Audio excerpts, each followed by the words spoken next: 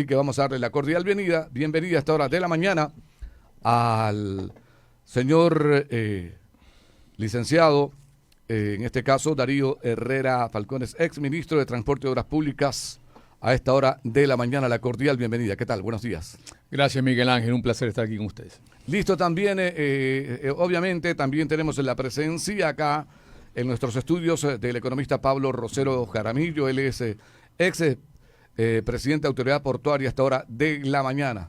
¿Qué tal? Buenos días, economista. Buenos días, Miguel Ángel. Buenos días a todos los radioescuchas. Buenos días a quienes nos ven por las redes sociales. Buenos días a la familia que nos está pendiente de esta entrevista. Y buenos días a Manaví. Es importante esta oportunidad de dialogar, de conversar, de echar al ruedo ideas respecto a cómo empezamos a desarrollarnos o cómo nos ponemos de acuerdo en empezar a desarrollar esta provincia a la cual la queremos mucho. 7:10. También tenemos vía telefónica. Vamos a ver si solucionamos un problema técnico para acá, para que sea de manera virtual vía Meet. Con el doctor Marcelo Loor Sojos. Él es también ex ministro de Transporte y Obras Públicas a esta hora de la mañana. El saludo de él desde la capital de los ecuatorianos. ¿Qué tal? Doctor, bienvenido a Radio Modelo. Buenos días. Buen día, Miguel Ángel. Afectuoso saludo a Darío, a Pablo, a usted y por su intermedio a su respetable audiencia. Como siempre, agradecido con Radio Modelo por estar pendiente de los temas relevantes que le ocupan a Manaví. 7:10, la hora, 7:10, amigos oyentes, 7:10, la hora para todos nuestros amigos. Vamos entonces también ya a entrar de lleno al diálogo a esta hora de la mañana. De igual manera también recordarles cuál va a ser la modalidad a esta hora de la mañana para todos nuestros amigos y también para nuestros invitados acá en los estudios, ¿no es cierto? Así que, bueno, se va a dar a cada participante 5 minutos para que pueda exponer, ¿no es cierto? Luego habrá una réplica de 1 minuto cada uno y posteriormente también 3 minutos a cada intervención y asimismo 1 minuto para cada uno por réplica. Así que esto es por el tema del tiempo, ¿correcto? Y con su debida autorización vamos a iniciar este primer diálogo conversatorio sobre el tema del puerto de Manta, si les parece también. Y la próxima semana, obviamente, pues estaremos tocando el tema del aeropuerto y de ser necesario también, pues, y si lo amerita el tiempo, seguiremos también con estos conversatorios que seguramente sí traerán muchos comentarios también, positivos o no positivos, pero todo en el afán de poder sacar adelante a nuestra provincia, amigos oyentes. Así que vamos a comenzar con la primera pregunta, en este caso, para nuestro invitado, acá el señor licenciado Darío Herrera, para conversar y hablar también acerca de el puerto. Usted en declaraciones mientras estaba en funciones indicó que la mayoría de proyectos, el 90%, incluido lo del puerto, estaba ya avanzado, un 90%. ¿Aquello usted se mantiene en esas declaraciones que le hizo cuando estaba en funciones como ministro de Transporte y Obras Públicas? Y gracias, Miguel Ángel. Yo lo que dije fue que un proceso de renegociación del contrato de delegación con la empresa TPM se avanzó casi un 90%.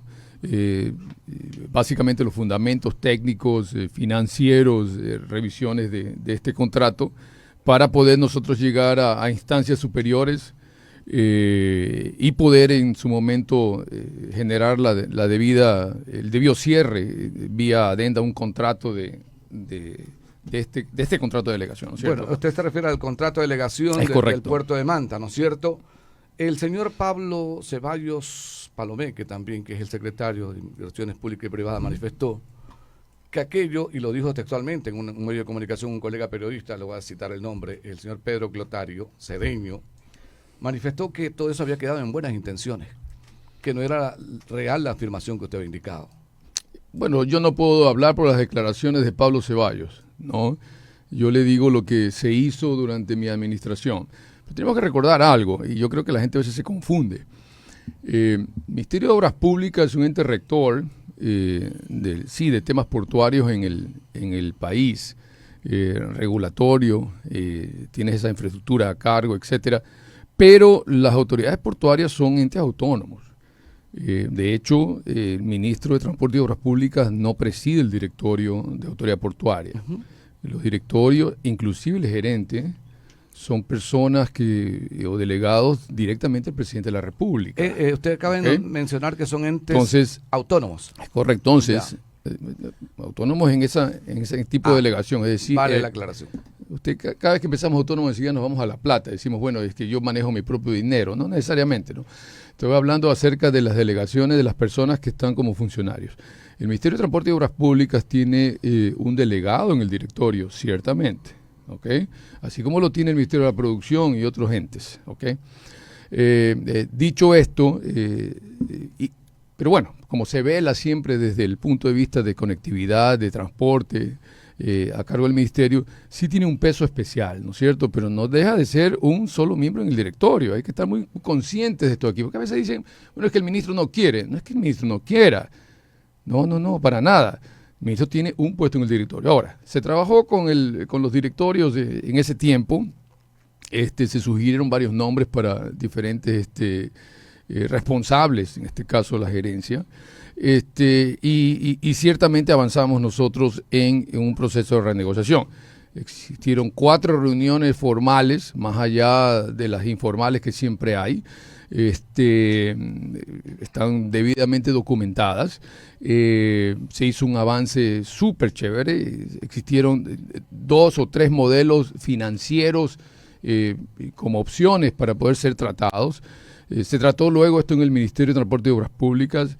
Luego se hizo una reunión en el Ministerio con el secretario de Alianza Público-Privada de ese tiempo, Roberto Salas, y luego se llevó inclusive esta documentación al primer, diríamos, filtro, que sería el Comité de Alianzas Público-Privadas presidido por Roberto Salas, y estos escenarios fueron presentados ahí en este comité. Tanto así, aunque mucha gente dice que fue reunión de buenos amigos, ¿no es cierto? Tanto así que me parece haber visto aquí a Pablo Rosero en su última entrevista que sacó un documento sobre la presentación que se hizo en ese Comité de Alianza Público-Privada. Entonces, por un lado fue reunión de buenos amigos, pero por otro lado está la documentación que dice aquí se presentaron varios escenarios sobre eso.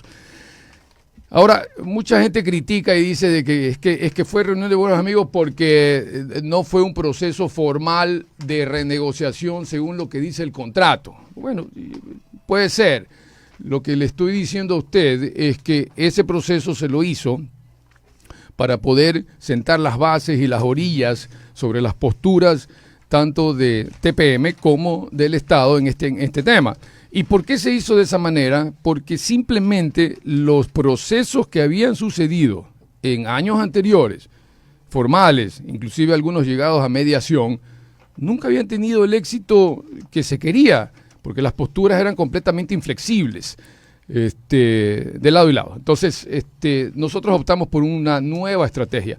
Ahora, si usted me dice qué pasó de entonces, ciertamente cuando vino el ministro que me sucedió, el ministro Ron, todo cambió, se volvió a foja cero, eso ya es conocido, yo no lo tengo que decir. El nuevo gerente de Autoridad Portuaria que vino, pues simplemente tiró todo abajo, no continuó con ese proceso. Pero a mí me da placer, yo me reuní ahora con el nuevo gerente Byron Franco, y ellos están en un amplio y rápido proceso de renegociación, siguiendo esos lineamientos técnicos con modelos financieros, que nosotros dejamos empezado. De hecho, hemos suministrado muchísima información al nuevo gerente para que la utilice como referencia, especialmente la información financiera de la cual carece en capacidades el Autoridad Portuaria. Entonces, ese es el camino a seguir. 7:18, vamos a darle el paso también ya mismo al economista Pablo Rosero. Vamos con el doctor Marcelo Loor Sojos también. Por favor, ¿me confirma? Todavía no tenemos problemas por allá. Bueno, el doctor Marcelo Loor Sojos, a esta hora de la mañana, es ministro también de Transporte y Obras Públicas al respecto. Hola, ¿qué tal? Buenos días, a continuación. Muchas gracias, Miguel Ángel. Al punto. Yo no dudo de las buenas intenciones de Darío y de Rigoberto, pero desgraciadamente en la administración pública hay que ser lo que está expresamente establecido, que es un antiguo aforismo jurídico. Y Darío ha mencionado que hubieron inclusive documentos. Yo voy a citar estos documentos de aquí, así textualmente, acta de reunión del 15 de junio del 2023. ¿Qué dice al final? TPM Agunza revisará los comentarios de APM y presentará, de ser el caso, una mejor propuesta. De ser el caso ya me deja ahí bastante intranquilo. Pero vamos más adelante. Se aclaró que esta es una cuarta reunión exploratoria para el levantamiento de información. Por lo tanto, no corresponde a una mesa de negociación o cualquier acto formal que incida en las condiciones actuales del contrato, ni genera derecho o compromiso de ningún tipo a ninguna de las partes. Yo pregunto, ¿para qué me siento a negociar si eso no tiene carácter de vinculante, ni compromete, ni obliga a nada? Entonces, cada administración imprime la velocidad y la dinámica que corresponde, pero a mí me parece que hay un contrato establecido que señala con claridad cuáles son los caminos y uno de esos, el único, es la activación de la cláusula de controversia, como ya es público y notorio. Pero yo creo que vamos más adelante, Miguel Ángel. Yo quisiera explicarle a su audiencia por qué es este tema de la renegociación. Y me remito al contrato, cláusula 79, equilibrio económico financiero del acuerdo. ¿Y qué dice en el literal A? El adjudicatario declara haber considerado y determinado en la elaboración del plan económico financiero el ingreso total que requiere para obtener una rentabilidad aceptable. Destaco, rentabilidad aceptable. Entonces, eso dice el contrato, cláusula 79. El señor Rosero tuvo la bondad en una anterior entrevista de citar un documento que corresponde a administración, 5 de mayo de 2021, dirigido al señor Juniox, en ese entonces gerente de autoridad portuaria, por la subsecretaria de Puertos, Verónica Alcibar.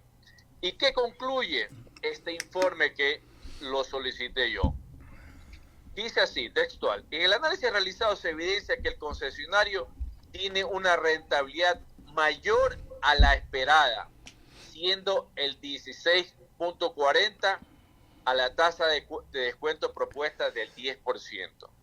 Ahí se ve, y que la audiencia tenga elementos de información claro, de que el delegatario está teniendo ingresos extraordinarios en la delegación. Entiendo yo, y eso lo mencionó el señor Rosero, que inclusive arriba de ese indicador financiero.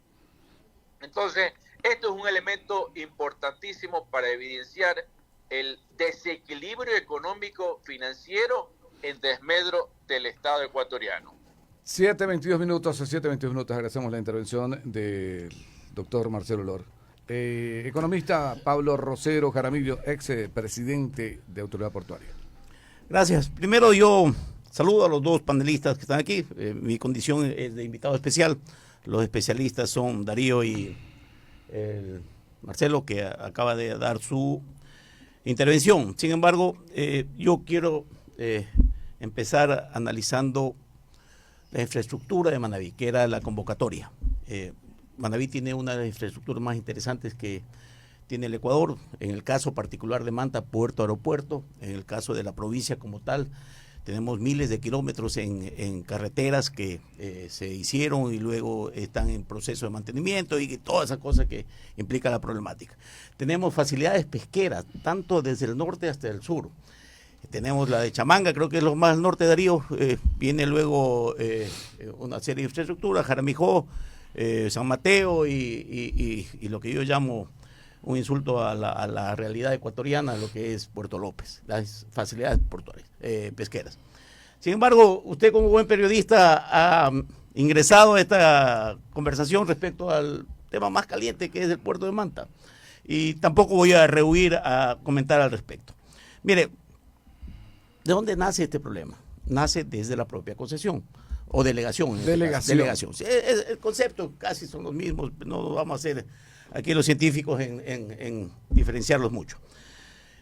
Nace con toda la problemática respecto a la no emisión del decreto ejecutivo para la excepcionalidad y todos los cambios que existieron ahí.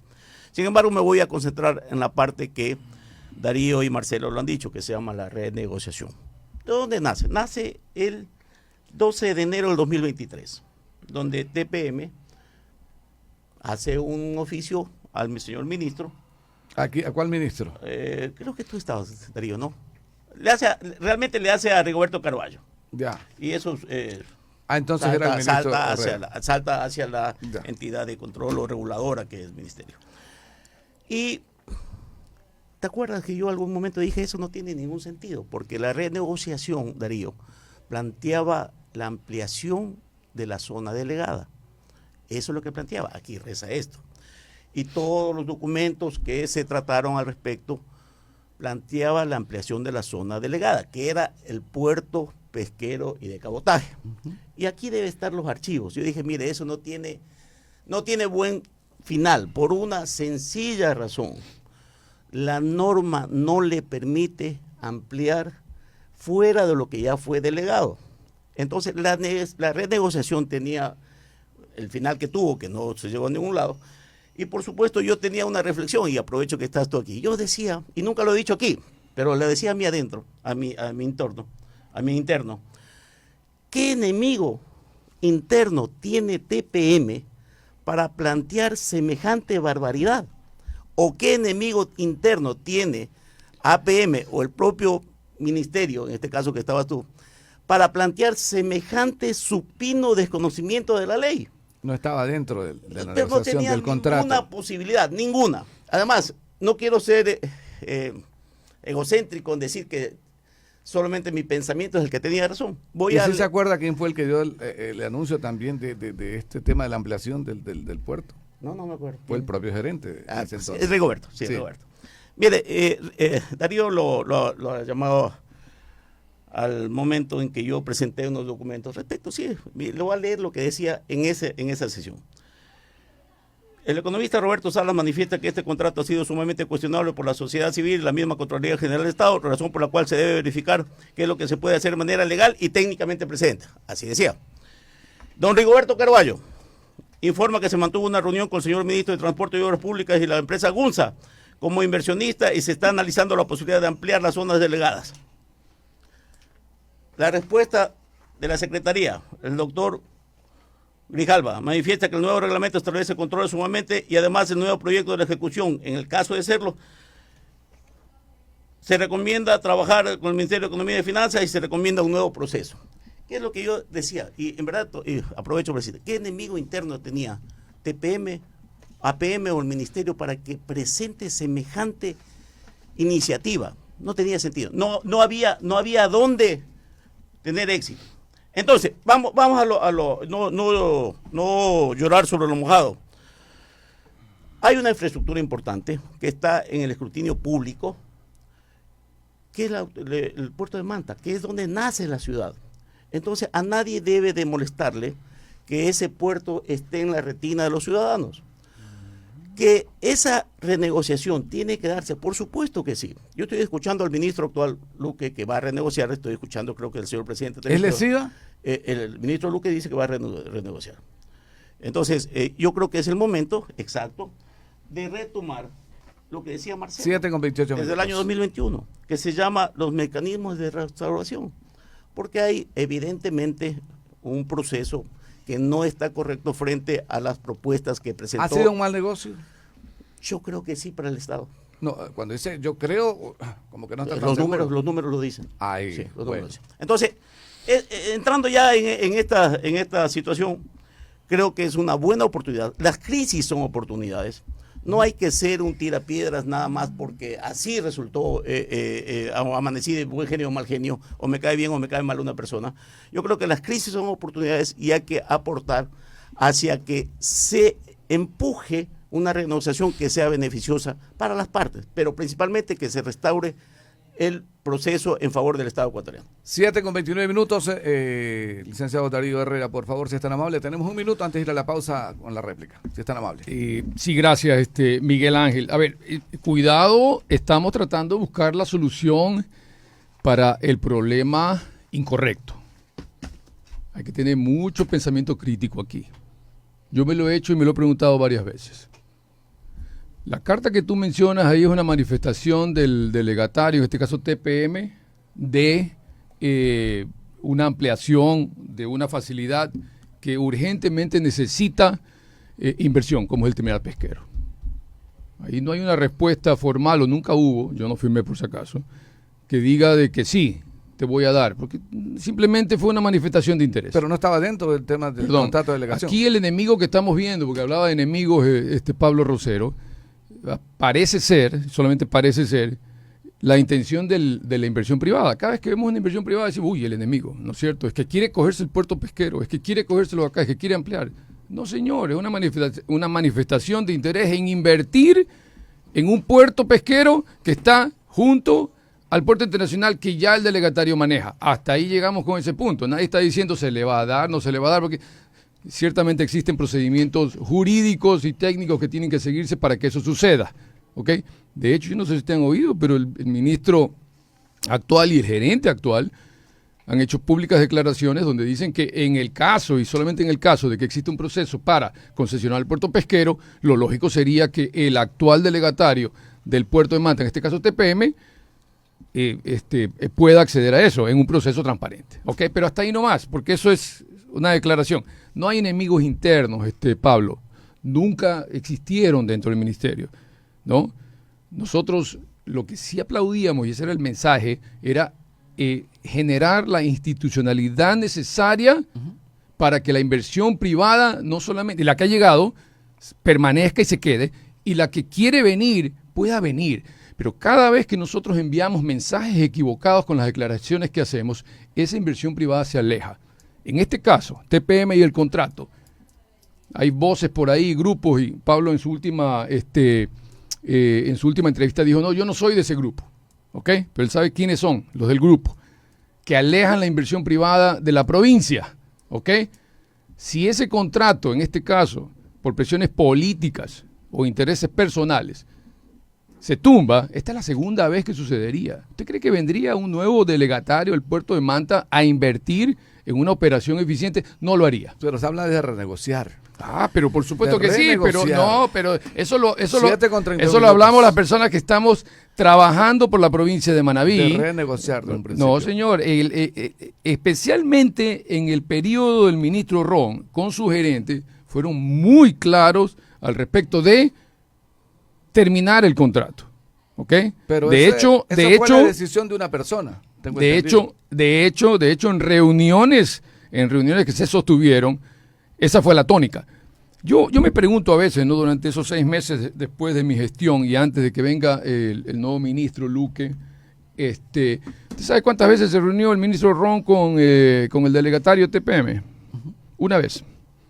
Y al final, y solamente por un pedido específico y solamente por menos de 30 minutos. Entonces, si el puerto realmente le importa a la entidad pública para poder entrar en un proceso de renegociación, entonces debería yo estar más acucioso, ¿no es cierto?, más diligente sobre este proceso. Pero no sucedió. 7:33, vamos a una pausa y regresamos, amigos oyentes. 7:37, continuamos con el conversatorio acá en los estudios de la radio. Está el señor Darío Herrera Falcones, ex ministro de Transporte y Obras Públicas, de igual manera también el señor expresidente de Autoridad Portuaria, economista Pablo Rosero Jaramillo, de igual manera de manera telefónica.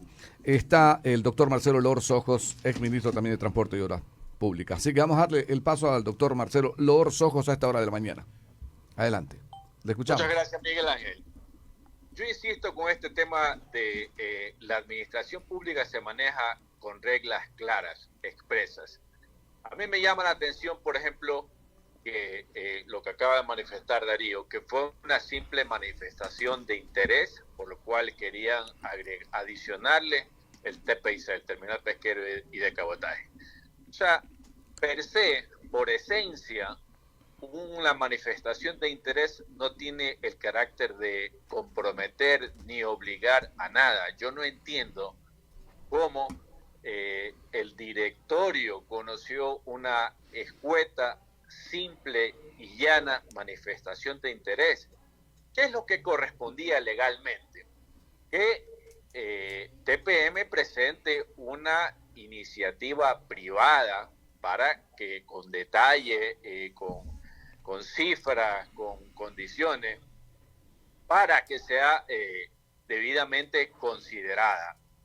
Pero adicional, yo concuerdo con Pablo Rosero de que la normativa determina taxativamente que si es que le va a adicionar, digamos, prestaciones complementarias, imperiosamente tiene que ir a un concurso público. O sea, yo si hubiera sido integrante del directorio en ese momento, yo devuelvo ese documento. O sea, una manifestación de interés o un MOU o un memorando de entendimiento no obliga a nada. Es un mero saludo a la bandera que para mí fue innecesario, me pareció un error estratégico por parte de TPM y levantó el avispero en toda la provincia de que se haya considerado esa posibilidad.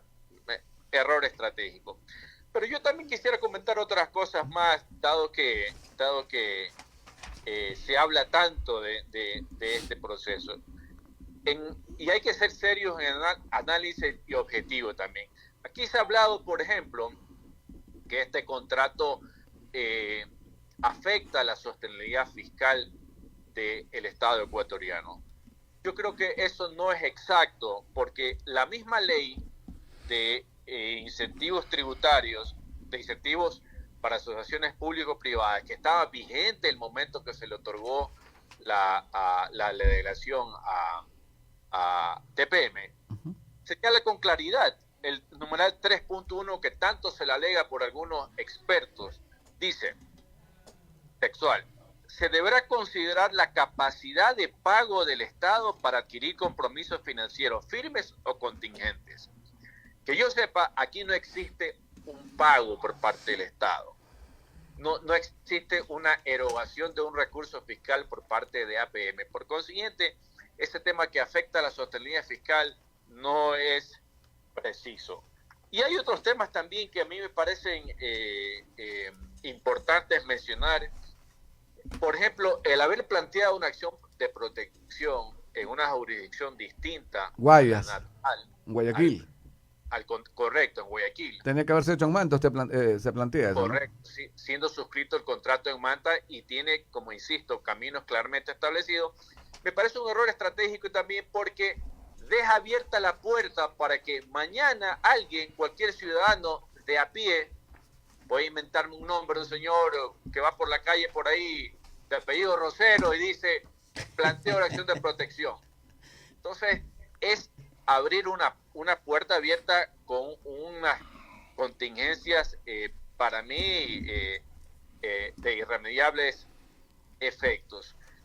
Es importante también mencionar el tema de la cesión de acciones por lo cual se quiso en su momento varios sectores. Yo saludo que hayan cambiado de criterio. Vi un comunicado que fue suscrito por esas personas que en su momento pugnaban porque se termine el contrato, que ahora hablan de una renegociación. Me parece que es lo positivo. Y en sentido contrario, también yo aplaudo que personas que decían que no había que renegociar nada, que estaba bien, que había que pedirle disculpas a TPM, que debemos agradecerle, ahora dicen que hay que renegociar el contrato. Entonces, yo pienso que hay cosas que son positivas también por parte de ciertos sectores ciudadanos. 7:43 minutos, economista Pablo Rosero. Bien, es importante ir analizando todas las cosas que han pasado en este tema del puerto, pero también es importante aclarar otras cosas. Por ejemplo, Darío ha comentado de que yo he dicho que no pertenezco a ningún grupo, así era, ¿no? O que no pertenezco al grupo no te entendí bien, pero que no pertenezco al grupo ¿de qué era? De los mismos de siempre. Bueno, los mismos de siempre. Ya, yo lo que quiero decir y quiero aclarar. Yo efectivamente no pertenezco a ningún grupo económico, político o social, ni de Manta ni del Ecuador.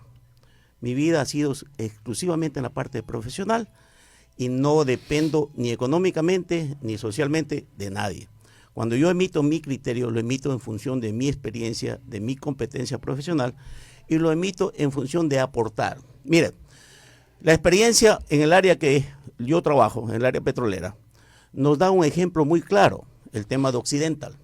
Cuando hacen la cesión de participación societaria y el Ecuador lo declara en caducidad del contrato, se hicieron una serie de juicios y termina con un epílogo interesante. Le dice, efectivamente, Occidental no pidió autorización para ceder las acciones al nuevo contratista y por lo tanto era motivo de caducidad. Al grano, entonces. Al grano. Sin embargo, dice, la multa o la sentencia fue demasiado fuerte y por lo tanto el Ecuador tiene que resarcir a quienes le quitó ese bloque petrolero. Y la multa fue de $1.000 millones. Bueno, ese ejemplo trasládelo al tema de... Lo traslado porque no es un tema que creo que está en manejo de nosotros. Mire, esta delegación tiene cerca de 30 imputados, no imputados, 30 de investigados de cómo se dio en la Fiscalía General del Estado. 2, ¿no? Usted anunció que 2. Habían 2. 12 Entonces, meterme a ese fango no lo quisiera. Es indagación previa, no se puede, correcto. Ahora, de que calificar o descalificar a un grupo por tener una opinión, tampoco lo participo. Yo no participo en descalificar a nadie porque no me gusta que me descalifiquen a mí.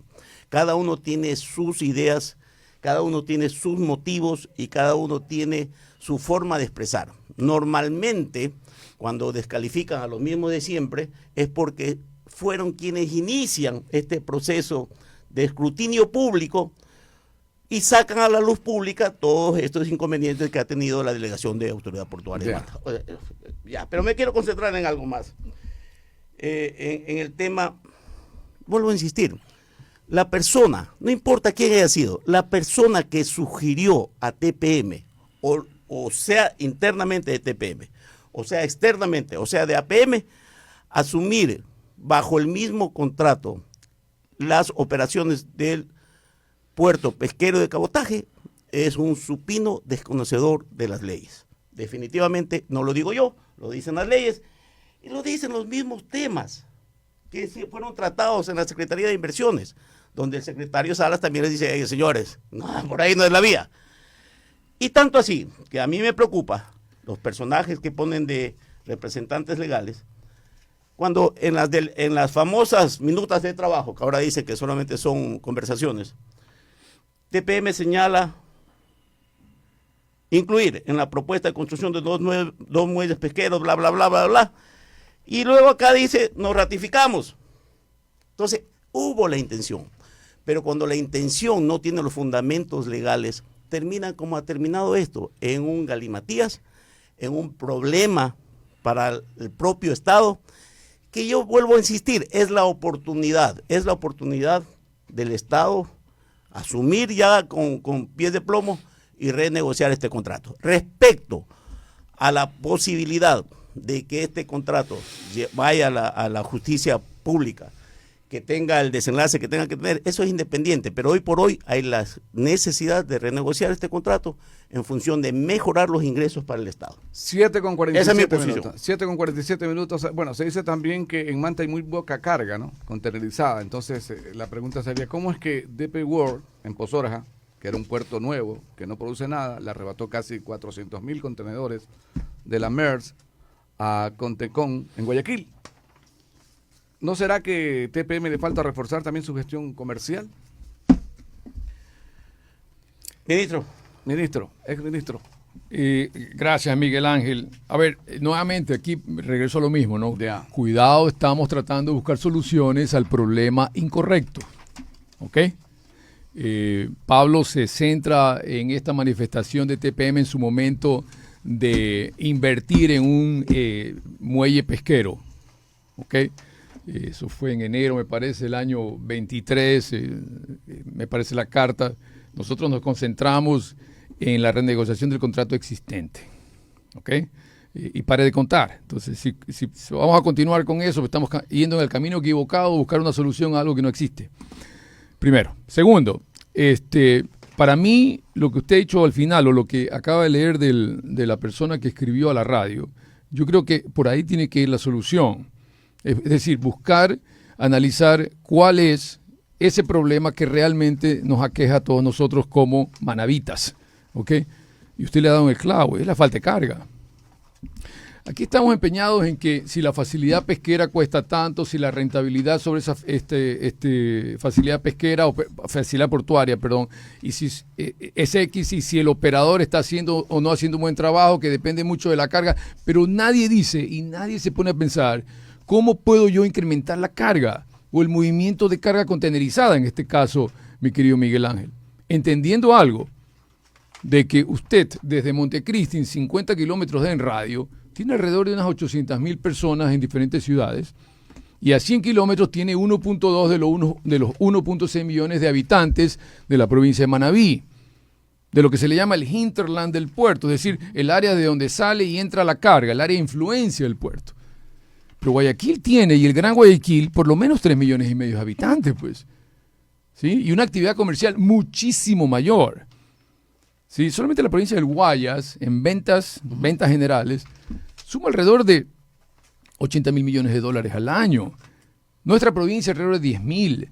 Juntas con Santo Domingo, Esmeralda, Los Ríos, es decir, el área de influencia, no llegamos a 20,000 millones, es decir, una cuarta parte de lo que es Guayaquil. Entonces, cuando usted habla de carga contenerizada y de movimiento de carga de importación, además de que Guayaquil ya es un puerto, el puerto tradicional, sea fluvial o no, sea mar abierto. No brinda las autoridades. Eso es las facilidades, perdón, no brinda. Eso es indiferente. Usted tiene ahí puertos públicos, tiene claro puertos privados y no, entonces, pero más allá de eso, ha sido siempre el puerto de entrada y se ha mantenido con el puerto de entrada porque la carga tiene destino, entra y sale, y de ahí hacia la sierra y hacia obviamente hacia Cuenca como con su potencial industrial. Entonces, no podemos comparar, o que estaríamos comparando manzanas con peras. En decir, es que ¿por qué se llevaron a Pozorja, por ejemplo, los 400,000 contenedores y no vinieron para la ciudad de Manta?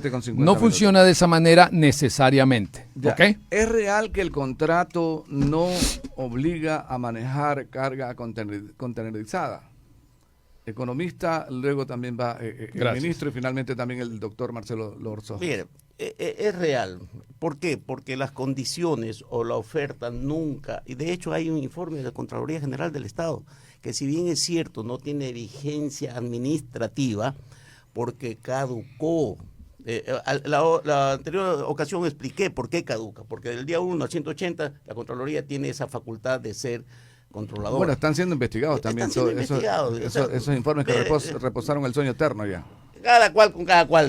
Bueno, caducó. No tiene vigencia administrativa, pero sí tiene vigencia conceptual. No existió en la propuesta del delegatario, no existió la obligatoriedad de cumplir con el volumen de contenedores. 55,000. No, 50,000. 50,000 teos, no, sí. 50,000. Y luego, no sé, alguien escuché, no sé si a ti, Darío, escuché que decía que era la expectativa de que la refinería se iba a hacer. En ninguna parte. Yo me he leído el contrato de pies a cabeza. En ninguna parte hay una obligación de que el Estado tenía que construir la refinería para que a su vez se refleje en el movimiento de contenedores. Eso no tiene ningún asidero. Sin embargo, cuando uno hace una propuesta desde la iniciativa privada, tiene que hacer el análisis global de todos los movimientos portuarios mundiales, regionales, etcétera. Ese análisis no se lo bajó a la realidad y simplemente una propuesta de decir, vea, los detonantes o los detonadores o gatilladores son estos, pero sin ningún tipo de obligación, que ya lo observa la Contraloría General del Estado. ¿Qué es lo que quiero decir? Tú lo dijiste en algún momento, lo que nace mal, termina mal. Efectivamente, esta delegación empezó muy mal y si no aprovechamos esta oportunidad de renegociar y llegar a acuerdos... No de terminar, ¿no? La delegación. No de terminar el contrato. Mire, la terminación va a pasar por muchos otros aspectos. No digo, pero usted plantea la renegociación. Por el momento sí, es importante la renegociación y llegar a acuerdos para que el Estado ecuatoriano tenga la oportunidad de equilibrar esa delegación. Pero de ahí en adelante, buscar la terminación serán las instituciones que en su momento, entre eso la Procuraduría General del Estado, determine si eso es viable o no es viable. ¿Será mal presente también para los inversionistas aquello, como dice Vea, el señor Darío Herrera y también otras voces? Vea, yo respeto siempre respeto a la inversión privada, siempre. ¿Por qué? Porque hay un riesgo que quieren poner para generar economía. Pero la inversión privada tiene que ser bienvenida siempre y cuando se cumplan las reglas. Claras, precisas, justas. Más que todo medibles. O sea, si yo ofrezco algo, tengo que cumplir ese algo. ¿No ha cumplido TPM? Yo creo que no ha cumplido muchas cosas. Que esta es una oportunidad para renegociar, por supuesto que sí. Dos cosas que no ha cumplido, a ver. Los contenedores. Los 50.000, ya. Claro. Uno. Y puedo recitarle. Pero ¿qué es lo que yo le digo? La inversión privada siempre es bienvenida cuando aporte, no cuando asuma infraestructura del Estado que ya existe. La otra vez, y es verdad, al 2016, la infraestructura que asume TPM es 288 millones de dólares. Cualquier triste banco o cooperativa del Ecuador, si usted va con 288 millones de dólares, cualquier, el más triste, le paga el 5%. No puede ser que le pague el 0.1%. ¿Cuánto representa sobre eso? la infraestructura? 288.000 como canon fijo. Eso es insostenible aquí en la China y en la Conchinchina.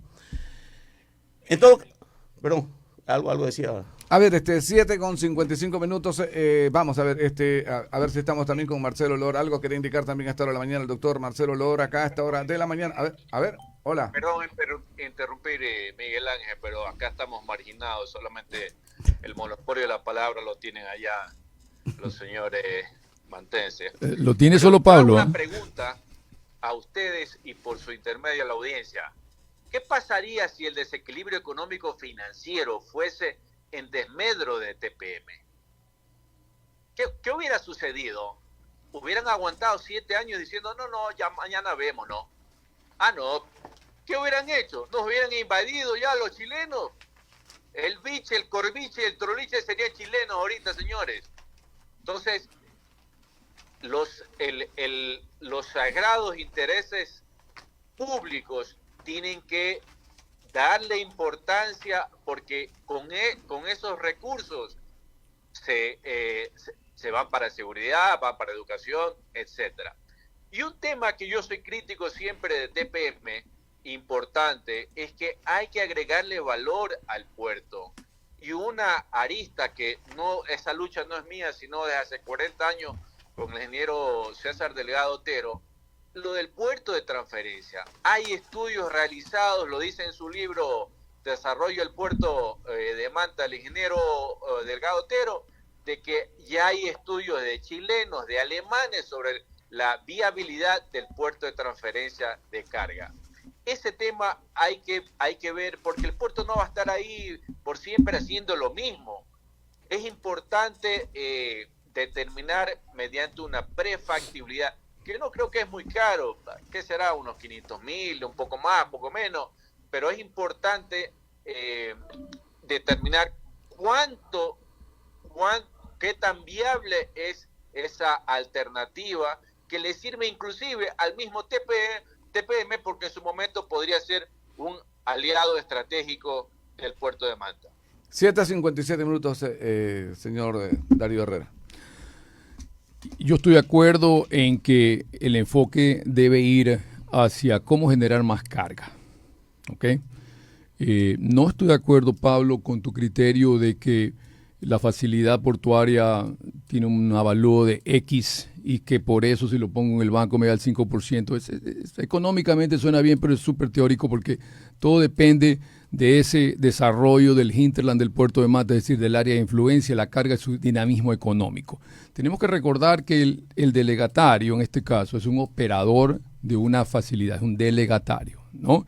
Él opera una facilidad portuaria y maximiza esa herramienta de progreso, es una herramienta de progreso, ¿ok? Pero la carga no aparece por sí sola.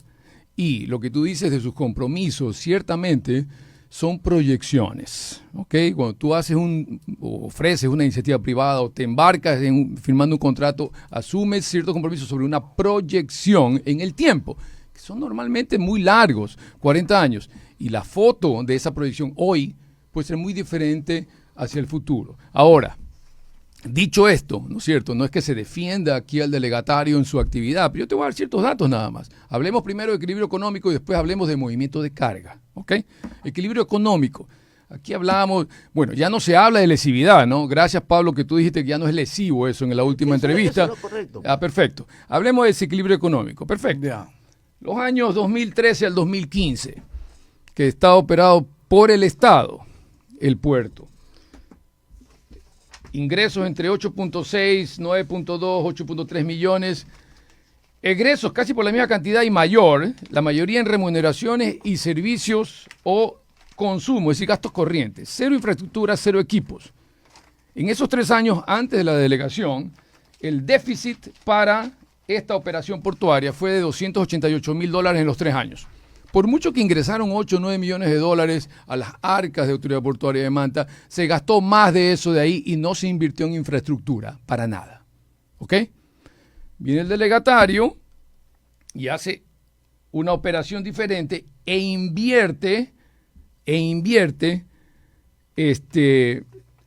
resultados que todos invirtieron entre 3, 6, 4 millones, 3 millones, ha invertido en total hasta ahora alrededor de 60 y pico millones de dólares, de los cuales mucho de eso tiene que ver de la caja de ellos mismos y que están infraestructuras ahí que se pueden ver y que han sido auditadas. So pena de que hay diferencia y que tiene que ser revisado por los entes regulatorios. Perfecto, yo no tengo ningún inconveniente.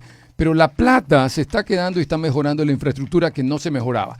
¿Y cómo eso de ahí tiene que ver con el movimiento de carga? Vámonos al movimiento de carga. Entonces resulta que desde el año 2000 hasta el año 2016, el crecimiento promedio, hasta que tuvimos el terrible terremoto, el crecimiento promedio de lo que es carga crecía en el 4%, promedio.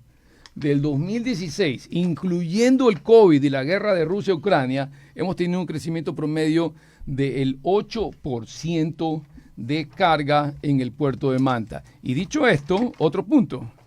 Comparemos con un puerto similar. No similar en la dinámica, pero 8%. Sí, pero ¿qué carga? En carga. Espérese un ratito. Pero es lo mismo de siempre lo que diga por el puerto, ¿no? ¿Perdón? Carros, aceite. No. Fíjese usted una cosa. 8 con un minuto. El puerto de Manta en el 2016, 2017 recibía alrededor del 10% de la importación de vehículos. 8 con un minuto. 10%. Hoy este puerto recibe el 100% de la importación de vehículos. Los vehículos que llegaban por Esmeraldas, por ABC razones, dígase falta de dragado, ya no puede ingresar, las carreteras destruidas, la inseguridad, lo que sea, en esa facilidad portuaria en el norte, hizo de que esta carga venga para acá.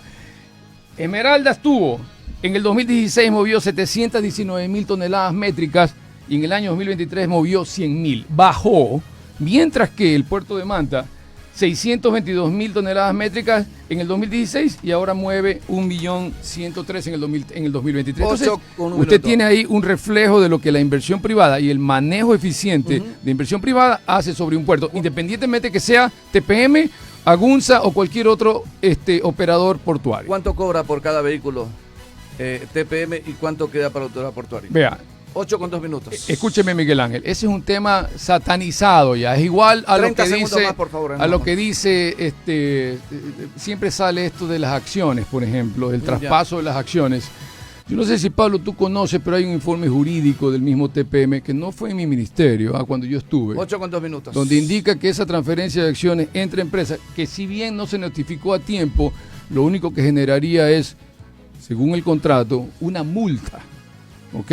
Pero bajo ningún concepto usted puede coger y saltar de ahí a decir voy a terminar un contrato, como fueron las declaraciones el año pasado y la intención de ciertos gerentes que después terminarían en problemas como el Oxy. 8 con 2 minutos. Vamos con 30 segundos más, por favor, Oscar. Sí, señor, ya estamos a ver si hay necesidad de seguir continuando con este tema del puerto todavía. La próxima semana no hay ningún problema, pero en la parte final, 30 segundos, por favor, y también Marcelo Lor, que está que nos espera, el doctor. Claro. A ver. Yo soy breve. Mire, cuando se utilizan argumentos incorrectos, pero psicológicamente persuasivos, la gente empieza a dar verdades donde no las hay.